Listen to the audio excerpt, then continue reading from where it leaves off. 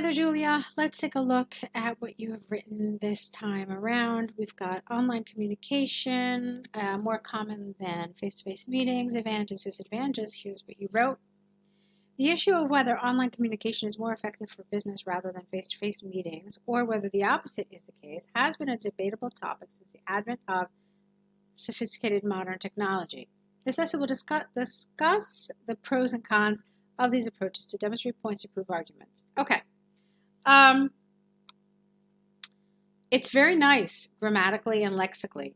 There's one problem though. You didn't actually answer this question. Remember that your position is really important. It's really important to include it in the introduction.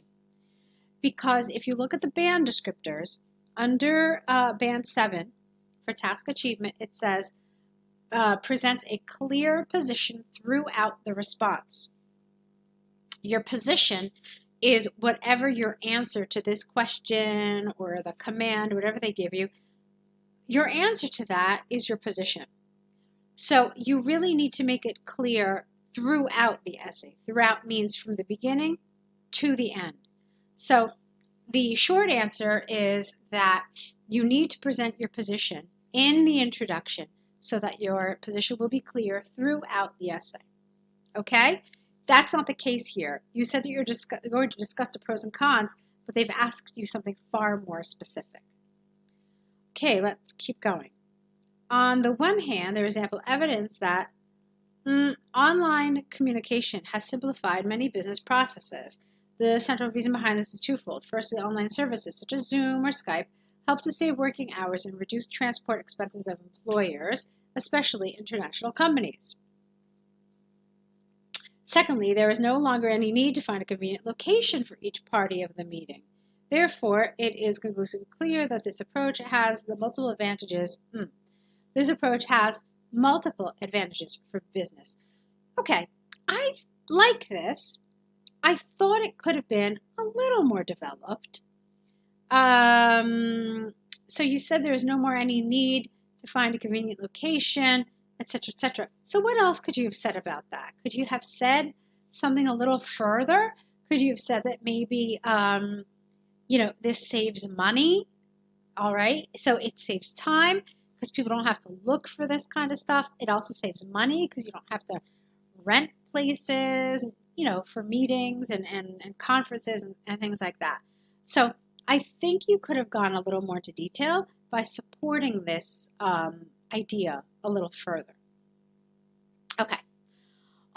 Careful here. It's on the other hand, not on the other hand. So on the other hand, although there's a case for the fast and effective decisions to make by companies' management, a physical contact cannot be overstated. I don't really understand this sentence. Although there is a case for the fast and effective decisions made through online meetings, physical contact with colleagues cannot be overstated, or the importance of physical contact among employees cannot be overstated. That would have been a better way to say this. This is largely because of our biological nature. A study by Harvard University shows that we tend to establish loyal and close friendships with others, through the tactile sign language. I don't think you mean the tactile sign language. I think you just mean, I don't know, maybe body language, but not sign language. Sign language, to my mind, is what we use for people who have some sort of hearing loss, and so we use our hands to speak. So I'm not really sure about this expression. I do want to check, but I think you mean to say here something else. Consistent with this line of thinking is that many great business initiatives were launched by the friends who kept in touch with each other personally, such as Steve Jobs and Steve Wozniak. Thus, it is possible to state beyond doubt that a face-to-face communication without that A is still sensible to advance business. Okay? From the arguments and examples given, I firmly believe that online meetings will become more popular in the future due to its many benefits, due to their many benefits. It's meetings, plural. However, the importance of communication in the physical world cannot be ignored. Okay, that's good. I like that. Um, let's take a look at the question again. So online communication is more common.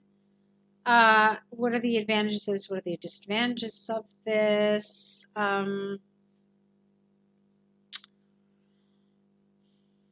Let's see. Okay, I'm for the most part I'm happy with this. I do feel like this needed a little work, this paragraph.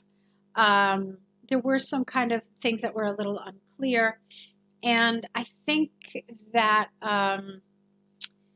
right, like there's some of the language that you used here was a little awkward, and so it didn't really get your point across. That's what I wanted to see done a little more effectively. So it was this first sentence and this whole thing about tactile sign language. And then even here, I think you could have been a little more specific. Great initiatives were launched by friends who kept in touch, etc., etc. So I felt like all of this needed to be a little anchored a little better, a little more expressed fully in order to get you into one of those really high band scores. Okay?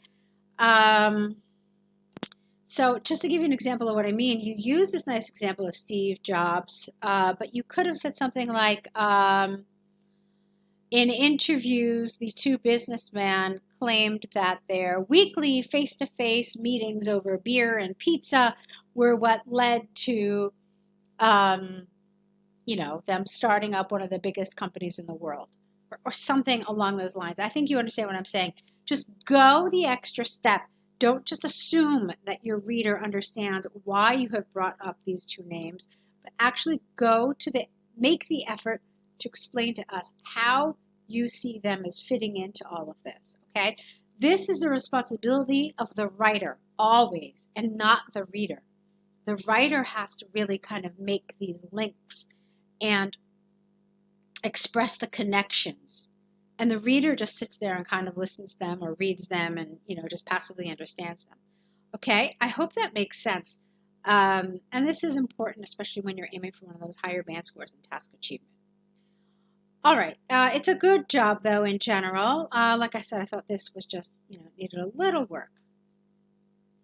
Okay, so school subjects, fine. The provided pie chart displays the proportions of not 9, 7. I don't know what happened here. 7 school subjects, including physics, etc., in Germany in 2017.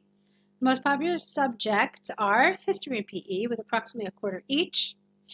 They are followed by maths and physics, with roughly 19.5 and 18.1, respectively. The least attractive subjects with youngsters are IT with 3.7, whereas biology and geography figures are broadly similar and hardly exceed 7%. Don't forget to write each here. It is conclusively clear to state that there is a huge gap between the most popular subjects and the least ones. Overall, PE, history, maths, and physics became the leading subjects, with German, capital G and no E here, German pupils in 2017, while biology, geography, and IT were chosen by the minority of youngsters. Okay, let me see one thing. Yeah, that's what I thought. Okay, so this was very well written. The grammar, the vocabulary, all of that was really, really very well executed. No real mistakes, nothing really major. But there is a problem. This is only 120 words. It felt really short, and it really was short. Now, you probably know by now that there is no longer an official word count. There's no official minimum the way it used to be 150 words. However, it's still important to write a minimum of 150 words, because it's hard to I not want to say it's hard. It's pretty much impossible to get a high scoring task achievement without even approaching 150 words. I believe that this task 1 is one of the harder ones to do because there is so little information. So you really have to do a good job of extending, of getting into some detail, and really making some connections far beyond what is just there in front of you. Okay, so it's really a different style of writing than when you see one of these task ones where there's just a million pieces of data and you think, oh gee, how am I going to um, group this all together? Okay, so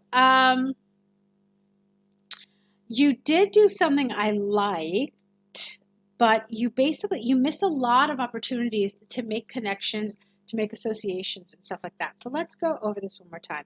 This was fine. And then you really just grouped together here too much, and in doing so, you missed an opportunity to expand and extend these. Let's see. The most popular subjects are PE and history, and PE. So don't say approximately a quarter each. Instead, say the most popular subjects are history and PE, which together made up nearly 45% of the chart.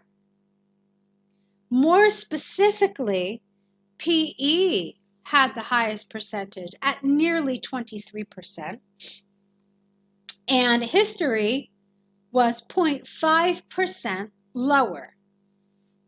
Okay? So that's how I would do that. The top 4 subjects were completed with maths and physics, which each had a little less than 20%. Okay, so you can see I'm really extending this. In more detail, maths accounted for 19.5% of the popularity, and physics had 18.1%. So that's how you extend it, okay? You can see that I did some grouping, and then I, got into some details. So again, here, there was really no reason for you to group biology and geography together. You need to extend and expand, not do a lot of grouping here. So the least attractive subjects with the youngsters are IT with 3.7. Let's try that again. The least attractive subject with youngsters was IT with 3.7%. The second least popular subject was nearly twice as high, specifically biology. Was it biology? Second most popular? No, it was geography. So yeah, geography with 6.4%. So do you see what I'm saying? You have to really kind of expand on these.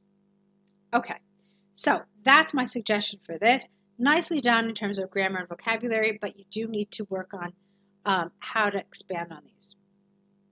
All right, go ahead, correct them. Let's see more work from you, and I'll be here waiting, okay? So good luck.